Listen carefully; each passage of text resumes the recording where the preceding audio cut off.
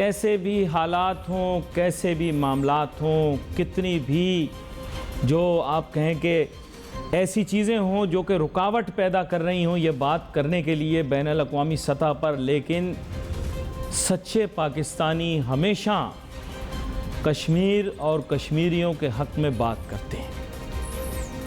यौम इस्तेहसाल कश्मीर इस चीज़ की निशानदही करता है कि जो एक खुसूसी स्टेटस मिला हुआ था मकबूजा कश्मीर को, जो हिंदुस्तान के साथ जुड़ा हुआ है, मजबूरी में, सख्ती की वजह से, मुश्किल की वजह से, किसी साजिश की वजह से उसका स्पेशल स्टेटस भी ख़त्म कर दिया गया और अब भारत वहाँ पर बहुत सी सख्तियाँ और मज़ालिम ढा रहा है। मुश्किलात नहीं, पॉपुलेशन शिफ्ट भी क्रिएट करना चाह रहे हैं, कहते हैं हमारा अटूट अंक है वगैरह वगैरह वगैरह वगैरह। लेकिन सच बात यह है कि कश्मीर के लोगों को हक़ राय दही मिलना चाहिए। जमहूरियत के असूलों के तहत उनको इस फ़ैसले का हक़ मिलना चाहिए। यूनाइटेड नेशंस के चार्टर के मुताबिक उनके मसाइल का हल निकलना चाहिए।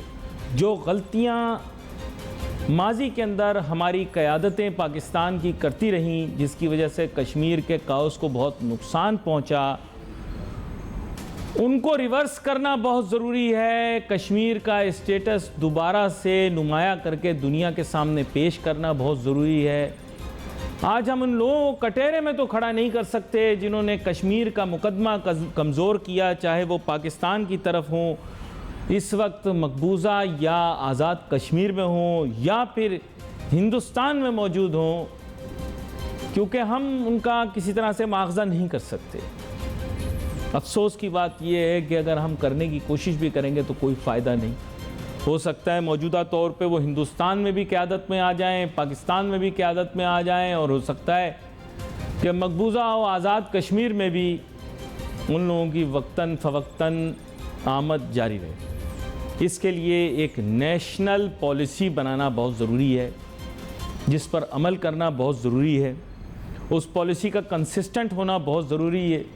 और इंटरनेशनल जितने लोग, क्योंकि मैं आपको बता रहा हूँ बैनुल अक़वामी सतह के ऊपर कश्मीर का मौजू जो है वो नुमाया होकर सामने आया। बैनुल अक़वामी तौर पर भी लोग कश्मीरियों के हकूक़ के लिए काम कर रहे हैं, उनको भी उस पॉलिसी साजी में शामिल करना चाहिए, मेरा ऐसा ख्याल, ताकि उसको और ज़्यादा वक़्त मिले, उसको और ज़्यादा अहमियत मिले और इस तरह की पॉलिसी जो मुरतब की जाए बैनुल अक़वामी सतह की हो। क्योंकि कश्मीर का मामला ना बाइलैटरल है, ना ट्राईपेट्रियट है, बल्कि मल्टीलैटरल और ग्लोबल इशू है।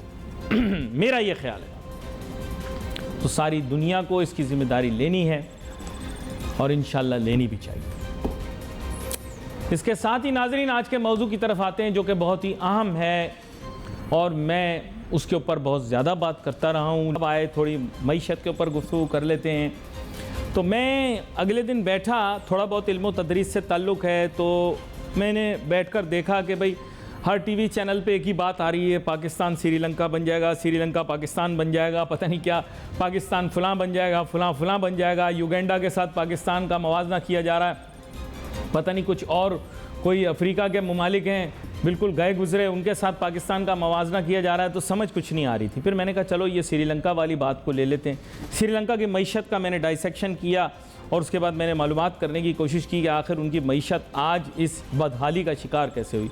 तो पता लगा कि बैरूनी जो उनके मुल्क के अंदर कर्ज़े थे वो बेशुमार हो गए। आबादी उनकी हमसे कम है, तकरीबन कर्ज़े हमसे आधे, और आबादी तो खैर बहुत ही कम है। ये वजह हुई उनके खुलांच होने की। तो उस पर मेरे जहन में आया कि साहब ऐसा क्यों हुआ, वो तो बड़ी तेज़ी से तरक्की करने वाली मईशत थी। फिर समझ में आई कि वहाँ पर भी सीपेक एक और मंसूबा था। आपको पता है सीपेक मंसूबे के मुतालिक मेरी एक ही राय रही है कि ये मुल्की मुफाद में नहीं है, और मैंने आगाज़ से ये बात की। शुरू में लोगों ने आपको पता है गद्दारी तक का इल्ज़ाम लगा दिया, लेकिन अब ये इल्ज़ाम तो इमरान खान साहब पे भी लग गया कि वो भी शायद सीपेक को रोकना चाह रहे थे।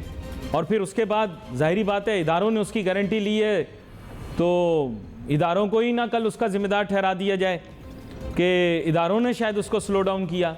तो चलो इल्ज़ाम लगाने वाले जिस पर भी इल्ज़ाम लगा लें, फ़ायदा कोई भी नहीं है। मुल्की सालमियत के साथ सीपैक मंसूबे को जोड़ दिया गया। आज मेरे साथ बड़े ही अहम मेहमान शामिल गुफ्तगू हैं जनाब शकील रामे साहब, जिन्होंने बड़ी तहकीक के साथ और बड़े अज़्म हमेशा से सीपैक मंसूबे का दिफा किया। आज इनके सामने कुछ ऐसे नुकात रखूँगा जिनसे ये साबित हो जाएगा कि सीपैक मंसूबे के ना पाकिस्तान की तरफ से ये अहदाफ थे, ना चीन की तरफ से ये अहदाफ थे। मुख्तसर करने की कोशिश करूँगा अपने सवालों को, लेकिन तहकीक इतनी ज़्यादा कर रखी है कि अब उसको मुख्तसरन पेश करना बहुत ज़रूरी है। जनाब शकील रामे साहब, सबसे पहले तो आपको वेलकम करूँगा। मैं कहूँगा कि बिल्कुल कोशिश करूँगा मुख्तसर पस मंज़र रखूँ, क्योंकि उसको ड्रॉ करना पर्सपेक्टिव को बहुत ज़रूरी है।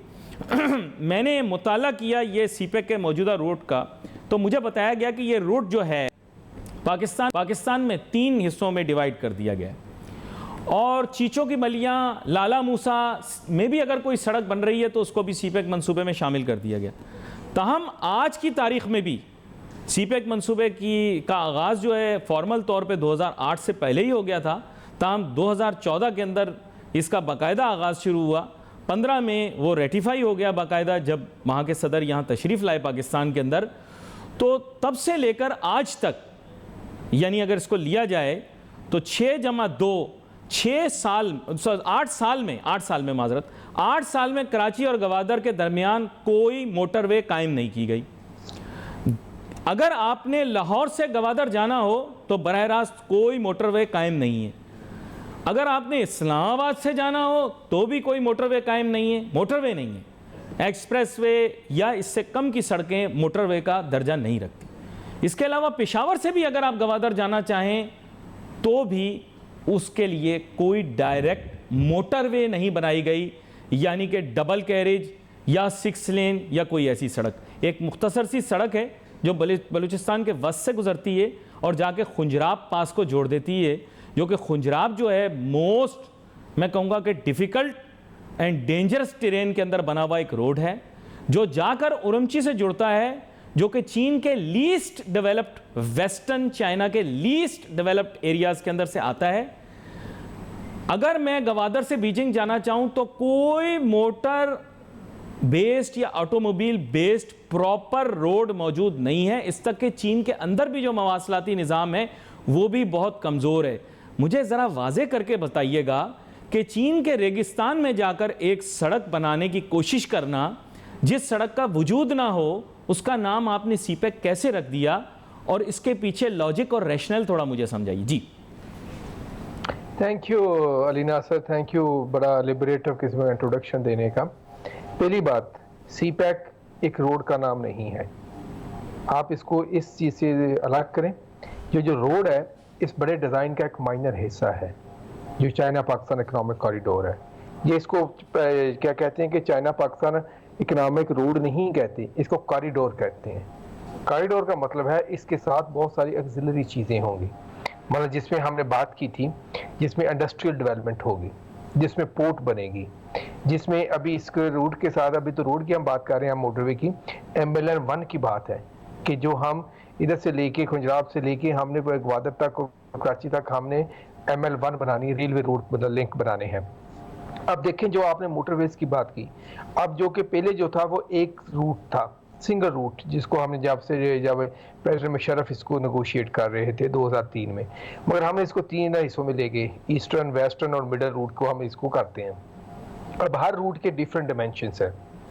अब आप देखें, अभी चाहे जो हकला का भी शुरू हो गया है, डेरा इस्माइल खान की तरफ जो है, इधर से अब बलूचिस्तान को कनेक्ट करेगा।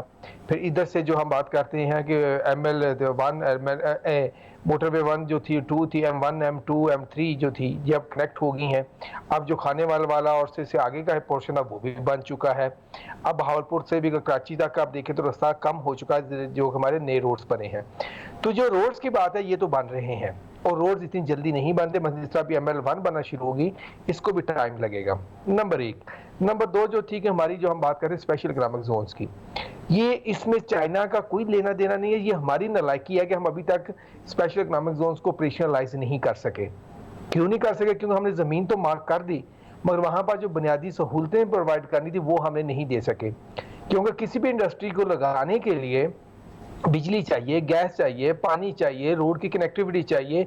आप ऐसे थोड़ी होता आप बियाबान में जाके इंडस्ट्री लगा लेते हैं। हम वो इंफ्रास्ट्रक्चर अभी तक प्रोवाइड नहीं कर सके।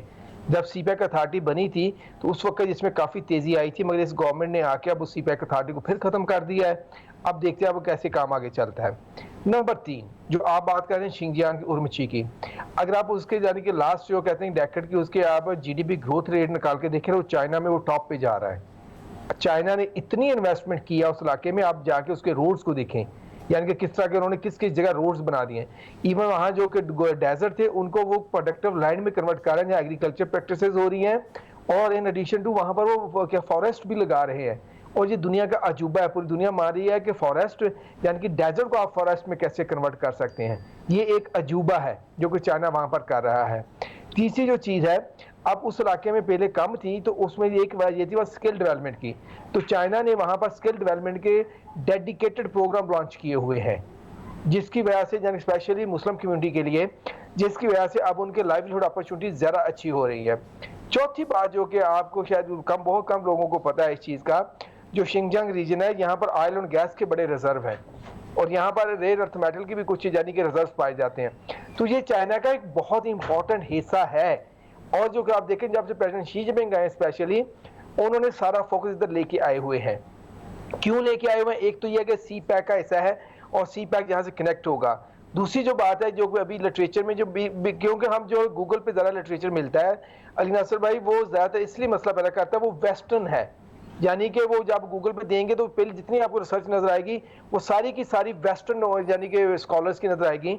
आपको पाकिस्तानी स्कॉलर्स की, चाइनीज स्कॉलर्स की या सेंट्रल एशियन स्कॉलर्स की बहुत कम नजर आएगी। क्यों? वो पीछे रख देते हैं, वो सर्च इंजन जो होता है उसको लास्ट पे रखता है।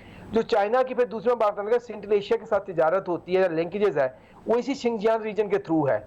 80% ज्यादा जो उनकी तिजारत है वो इसी रीजन के थ्रू होती है, क्योंकि ये बॉर्डर एरिया है सेंट्रल एशियन स्टेट्स के लिए। यहाँ से आगे यूरो एशिया को कनेक्टिविटी होती है, फिर आगे रशिया आता है, फिर आगे यूरोप की तरफ जाते हैं। टर्की को जाना है तो मिडिल कॉरिडोर इधर से कनेक्ट होता है, जो चाइना का वेस्ट और जो कॉरिडोर है बियार वो इधर से है। तो ये जो शिंजियांग रीजन है जो इंतहाई इंपॉर्टेंट है, इसको हम ये नहीं कह सकते रेगिस्तान है। ये जो रेगिस्तान है पुरानी बातें हैं। लेकिन मैं अब आपके सामने एक छोटा सा मुकदमा रखता हूँ, जाहिर बात है आपने बड़े एहसन अंदाज के अंदर, जैसे आप हमेशा करते हैं, आपने काउंटर किया विद फैक्ट्स। मैं आपके सामने काउंटर फैक्ट्स रखता हूँ सर। 8 साल गुजर गए इस मंसूबे को, इस वक्त हैदराबाद टू सखर मोटरवे बनाना ज़्यादा इंपॉर्टेंट है या अपनी रिसोर्सेज उधर वेस्ट करने की ज़रूरत है जहाँ वो यूजलेस हैं? देखिए, पाकिस्तानियों को जो आइडिया बेचा गया है मैं आपको बताता हूँ। सबसे पहला आइडिया ये बेचा गया कि पूरे के पूरे पाकिस्तान को एक हाउसिंग सोसाइटी बना देंगे और हर बंदा अपनी अपनी हाउसिंग सोसाइटी बेचकर कामयाब हो जाएगा, उसको सीपैक के नाम पर। पाकिस्तान में सीपैक इस वजह से बिक रहा है। दूसरा ये कि गवादर में प्रॉपर्टी खरीद लो, तुगनी तिगनी हो जाएगी। देखें, ये सारे ऑब्जेक्टिव फेल हैं। गवादर के अंदर पानी भी नहीं है लोगों के पास पीने के लिए, ठीक है। वहाँ एयरपोर्ट हम बना लेंगे, कोई फायदा नहीं है। It will be similar to Hambantota airport, ना वहाँ कोई ट्रैफिक इनकमिंग होगी ना आउटगोइंग होगी। ये दूसरी बात होगी। तीसरा, हमने इसे कहा था कि this will be economic corridor focused on energy. Unfortunately जो एनर्जी मंसूबे वहाँ से लगाए जा रहे हैं उनकी या तो पेस बहुत स्लो है या जैसे आप कह रहे हैं कि पाकिस्तानी बहुत स्लगिश हैं। अनफॉर्चुनेटली मैं आपको बताऊंगा कि इसकी वजह से पाकिस्तान और ज़्यादा डेट ट्रैप में फंस गया है। और आप मुझे बता दें कि श्रीलंका से सिचुएशन कहाँ डिसिमिलर या सिमिलर है, मैं आपकी बात मान लूंगा। नंबर 1, ये एनर्जी कॉरिडोर नहीं था, एनर्जी से लो हैंगिंग फ्रूट था जिसको इसने ऐड किया। अब एक मुझे बात बताएं, आप अगर आपके यहाँ कंपनी इन्वेस्ट करती है, आप उसका क्या कहते हैं सर्कुलर डेट में एंगेज कर लेते हैं, उसकी यानी कि जो रनिंग कास्ट है वो भी नहीं देते, तो क्या वो आप बिजली पैदा करने काबिल रहेगी? मतलब ऐसे ही है, कोई आपको गाड़ी लेके देता है और गाड़ी में पेट्रोल ना डलवाएं और कहेंगे गाड़ी देने वाले को कहें वो बहुत बुरा आदमी है, गाड़ी चल ही नहीं रही। भाई पेट्रोल तो आपने डलवाना है ना, तब भी गाड़ी चलेगी ना। तो ये चीज़। दूसरा, जब एनर्जी प्रोजेक्ट लग रहे थे, जो हाइड्रो के प्रोजेक्ट्स होते हैं वो टाइम लेते हैं। डिस्पाइट द फैक्ट 2 साल लोग दुनिया जो है कोविड वजह से बंद रही, फिर भी जो कोराट का यानी कि हाइड्रो पावर है वो सिर्फ 3-4 महीने डिले हुआ, डिस्पाइट द फैक्ट कोविड-19 रहा दुनिया में। फिर जो आपके एनर्जी प्रोजेक्ट्स की दूसरी बात करते हैं, जो अगर आप उसको माइनस करना, अभी जो चाइना ने हमें एनर्जी प्रोजेक्ट लगाए हैं, फिर आप मुझे बैलेंस करके दिखाए कोई बंदा कि हमारी एनर्जी डिमांड और सप्लाई क्या है। ये जो है ना, यानी कि कहना कि यानी कि वो सिर्फ नहीं परफॉर्म किया, ये एक सिर्फ नहीं देर बड़ा से- अहम देर नुकता से है, आपका पूरा हक है और आप जो बात कर रहे हैं उसमें वजन भी है। नाजरीन, 8 साल होने को आए सीपैक मंसूबे को। कराची से अगर आप गवादर जाना चाहते हैं, अभी तो खैर बिल्कुल मौजू नहीं है, अभी मौजूदा तौर पर आपको पता है हालिया तौर पर बहुत सैलाब वगैरह आए हुए हैं और ये रास्ता जो है इसके क्या हालात हैं इसके बारे में मैं आपको नहीं बताना चाहूँगा। साथ साथ कोस्टल डेवलपमेंट अथॉरिटी भी बनाई गई, कोस्टल हाईवे भी, लेकिन कोई पेशरफ्त नहीं। मेरे ख्याल से संजीदगी कभी थी ही नहीं, फर्स्ट डे से ही नहीं थी। काम ही कुछ और करना था, पाकिस्तान को एक हाउसिंग सोसाइटी बनाकर बेचना था। और दूसरी तरफ ये कि लाहौर से भी गवादर तक कोई लिंक नहीं, जहाँ सबसे ज़्यादा प्रॉपर्टियाँ अगर आप जाकर गिनेंगे तो मेरे ख्याल से वहाँ या उसके गिरदो नवा की लोगों ने वहाँ पर इन्वेस्ट किया हुआ है गवादर में, और बार बार इसको सेल करते हैं एज ए सी पैक, लेकिन there is no direct route that links. And if there is no direct link internationally, it is not considered a link at all. ऐसे नहीं हो सकता कि भाई फेरू जाके आप उल्टा हाथ लीजिएगा, छोटी गली आएगी, वहाँ से निकल के बाइना हाथ लेके चौथा उल्टा हाथ लेके आप पहुँच जाएंगे जी गवादर। ऐसा रास्ता बिल्कुल कोई सड़क का कोई निज़ाम नहीं कहलाता। मैं आपसे ये जानना चाहता हूँ, मैं हमेशा कन्विंस हो जाता हूँ, आई एम बड़े सख्त मैं मुखालिफ रहा हूँ शुरू से ही सीपैक की मौजूदा शक्ल के, वो शक्ल जो पाकिस्तान को फ़ायदा पहुंचाती है उसके मैं हक में हूं, लेकिन इस मौजूदा शक्ल के मैं बहुत सख्त खिलाफ हूं जो पाकिस्तान को मकरूज़ बना देगा, पाकिस्तान को नुकसान पहुंचाएगा। लेकिन हमेशा जब भी बात सुनता हूं शकील रामे साहब की, दिल नरम हो जाता है, दिल पसीज जाता है थोड़ा सा। तो मैं ये चाहता हूँ कि शकील रामे साहब थोड़ा सा मुझे ये एक्सप्लेन कर दें, इतना गवादर को आपने कह दिया दुबई कुछ नहीं, दुनिया गंद है, सब छोले मुरमुरे बेच रहे हैं, हमारा गवादर पूरे पाकिस्तान में क्या पूरी दुनिया का बेस्ट पोर्ट है। ज़रा एक सड़क बना देते तो अच्छा ना रहता? ज़रा हम भी गवादर देख लेते जाकर, ज़रा वो लोग भी आकर यहाँ पे बहरी जहाज़ देख लेते, बत्तियाँ देख लेते। क्या कहते हैं आप? देखें, गवादर को डिफरेंट तरीके से कनेक्टिविटी की जा रही है। आप अगर बात करें कि हर शहर से एक डायरेक्ट मोटरवे बनाए, तो वो जो मोटरवे का जाल है पाकिस्तान में, देखिए ना, कभी जो अभी ML1 आती है पेशावर से इस्लामाबाद, M1 आती है, M2 जाती है, जाके फिर ये कनेक्ट होती है बहावलपुर से आगे कराची से आगे जाने की आप बात करते हैं, कोस्टल हाईवे की भी बात करते हैं, या इस तरफ से दूसरी तरफ डेजा गाजी खान, इस्माइल खान और गाजी खान की तरफ से भी आप कनेक्टिविटी के एवेन्यूज खुल रहे हैं। अभी मैं आपको बताया था कि अभी जो मोटरवे है कि उसका इनॉग्रेशन हो गया है, बाकी जो रिमेनिंग पैच है उसका भी काम शुरू हो चुका है। ये जो बननी होती है ना अली नासर साहब, एक चीज़ मैं आपके साथ बड़ा कोशिशदार करता हूँ, आपको मुझे एक चीज़ पसंद है कि अगर सवाल सख्त करते हैं तो आप जवाब के लिए टाइम भी देते हैं। अब जो रोड्स बनने हैं या ये सारा कुछ बनना है, इसके लिए पैसा चाहिए। हमारे पास पैसे की शॉर्टेज है। अगर हम हर चीज़ को यकदम कर्जा ले लें, जैसे आप अभी फरमा रहे हैं, तो हमारी जो इस्तिताअत से ज़्यादा हो जाएगा। हमने इसको स्टेप बाय स्टेप बनाना है, इसको हमें 2030 तक कंप्लीट करना है। ये 5 सालों का या 6 साल 8 साल का मंसूबा नहीं है, ये 2030 तक जो जिसकी तमाम डिमेंशन है तब कंप्लीट होनी है। तब हम बात कर पाएंगे कि जो एनविजन किया गया था वो हासिल हुआ या नहीं हुआ। एक चीज़। दूसरा, अभी रोड्स का नेटवर्क बन रहा है। मैं जिस तरह खानेवाल, और मैं इसकी बात आपको बताई है, जो कि खानेवाल और फैसलाबाद तक आया है। आपको पता सिर्फ इस पैच के बनने की वजह से टेक्सटाइल इंडस्ट्री को बड़ा फायदा हुआ है, क्योंकि उनकी कास्ट ऑफ जो ट्रांसपोर्टेशन वो कम हो गई है। तीसरी चीज़ जो कि क्योंकि टाइम कम है, जल्दी बताता जाऊंगा मैं, जो अभी डेट की बात कर रहे थे आप श्रीलंका वाली। देखिए, एक पहली बात तो मैं एक आपको बड़ा कैटेगरिकली बता देता हूँ। अगर हम सी पैक की जो अभी तक इन्वेस्टमेंट हुई थी 52 बिलियन जो ऑपरेशनल है, $52 बिलियन, बाकी जो है अभी प्रोसेस में है, जो कि बढ़ती जा रही है, वो 80 को क्रॉस कर रही है, जो कि इन्विजन किस्म के हमारे आगे प्रोग्राम्स हैं। उसमें सिर्फ और सिर्फ $5 बिलियन जो था वो कर्ज था। रेस्ट ऑफ जो सारी चीजें थी वो इन्वेस्टमेंट है। एक चीज जो कि कर्ज है ही नहीं, वो कर्ज का बोझ कैसे बनेगा? इन्वेस्टमेंट है, वो चाहे पाकिस्तानी करे चाहे बाहर से आए, और जो इन्वेस्टमेंट भी जो आई है जो लोअर रेट पे आई है as compared to international competitiveness. और एक चीज दूसरी, जो कि 5 बिलियन का हमारा डेट है बिलियन का, वो भी लोअर रेट है, ऑन एवरेज लेस देन 2 है वो भी, और वो भी प्रोडक्टिव है। जब हम इकोनॉमिक टर्मिनोलॉजी में देखते हैं, डेट हम उस वक्त प्रॉब्लम क्रिएट करता कहते हैं जब वो नॉन प्रोडक्टिव होता है। जिस तरह आप स्वैप करने के लिए रख देते हैं या कोई कर्जा उतारने के लिए ले लेते हैं, इस तरह काम करते हैं, तब अगर कोई प्रोडक्टिव डेट है वो आपके लिए हमेशा बेनिफिशियल होता है। तो यहाँ पर ये जो थ्योरी है ये दम तोड़ जाती है कि हमारा वो कोई डेट का मसला क्रिएट करेगा, क्योंकि फर्स्ट ऑफ ऑल ये डेट नहीं है, ये इन्वेस्टमेंट है। इन्वेस्टमेंट को हम डेट के खाते में डाल ही नहीं सकते। जैसा मैंने आपको बताया कि 52 बिलियन में ओनली 5 बिलियन जो था कि वो डेट था, और वो भी एनर्जी सेक्टर के लिए था, जो कि हमें इमीडिएट चाहिए था, बड़ी हमें उस वक्त एनर्जी क्राइसिस था। एक चीज। दूसरा, अब जो 2023 में जो 10,000 मेगावाट आ जानी है, अभी तक जो है मेरा 6,500 मेगावाट आ चुकी है चाइनीज इन्वेस्टमेंट की वजह से हमारे जो क्या कहते हैं कि इसमें ग्रिड में। अगर हम इसको 7,500 को निकाल दें जो कभी आ चुकी ग्रिड में, आप मुझे बताएं कि हमारी इलेक्ट्रिसिटी का क्या हाल होता है इस वक्त। क्या हम जो भी इलेक्ट्रिसिटी की हम बात करते हैं कि यानी कि जो वाली क्या कहते हैं लोड शेडिंग हो रही है, 7,500 को भी निकाल दें तो लोड शेडिंग का क्या हाल होता हमारा। एक चीज, दूसरा ये कंप्लीट पैकेज है। देखिए इसमें कोल का भी है जो कि हमारा लोअर प्राइसेस पे है, हाइड्रो का भी है जो कि लोअर प्राइसेस पे भी है, इस तरह हमारा विंड का भी आ रहा है, सोलर का भी आ रहा है। अब देखिए सारा एक मिक्स आ रहा है, मगर अनफॉर्चुनेटली हम इसके बेनिफिट को कैलकुलेट नहीं करते। अब देखें 2014-15 में हमने जो कैलकुलेट किया था, हमारी बहुत सारी इंडस्ट्री बाहर शिफ्ट हो रही थी, हमें हर साल 4 से 5 बिलियन डॉलर इकोनॉमिक लॉस हो रहा था लोड शेडिंग की वजह से सिर्फ।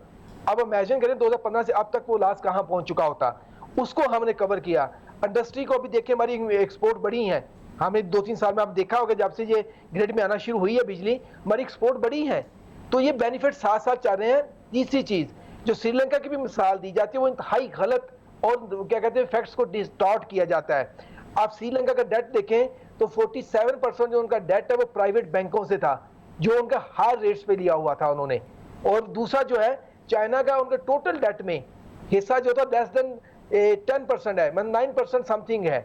यानी कि अब जो 90% डेट है वो मसला नहीं है, जो 47% यानी कि जो हाई रेट पे उन्होंने कर्जा लिया हो तो बैंकों से वो मसला नहीं है। चाइना का जो लेस देन 10% है वो मसला है। जापान का जो एडीपी का जो मोर देन 12% है वो मसला नहीं है।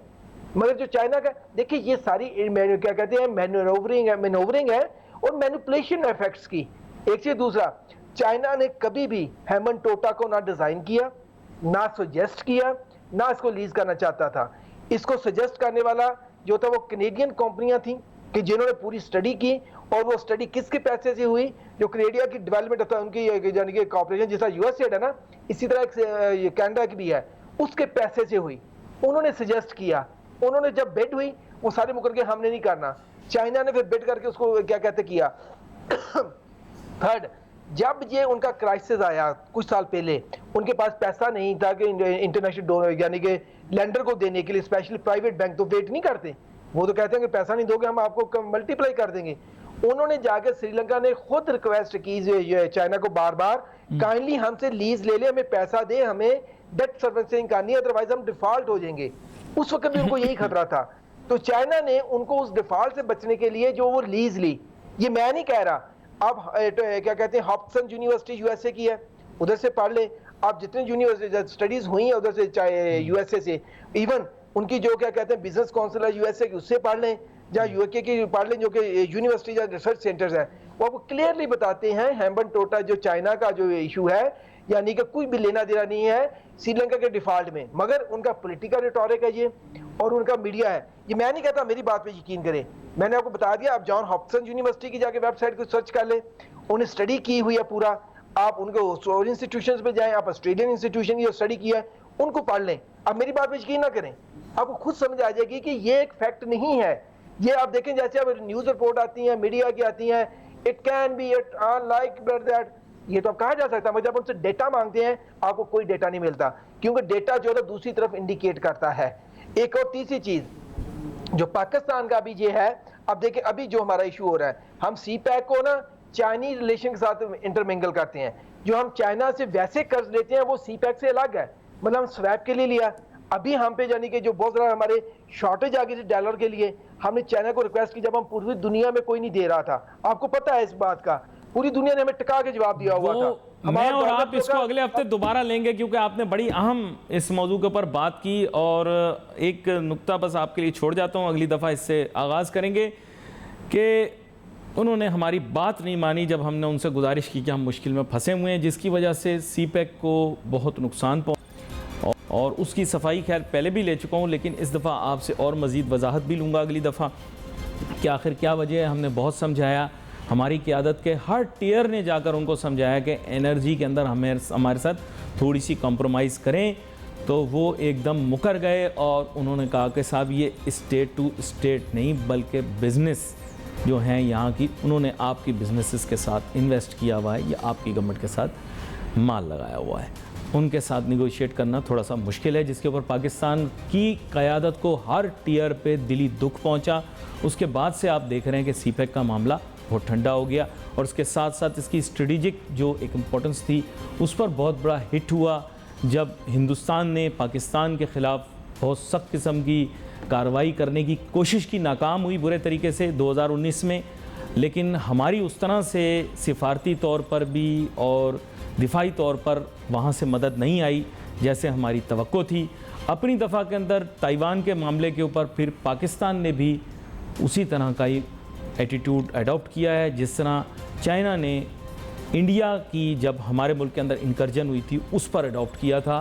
और मैं तवक्को करता हूँ कि आगे चल के भी इसी तरह का एटीट्यूड होगा, क्योंकि अगर आपको हमसे कुछ चाहिए, ये दुनिया के लिए पैगाम है, तो आपको हमारे लिए भी कुछ करना पड़ेगा।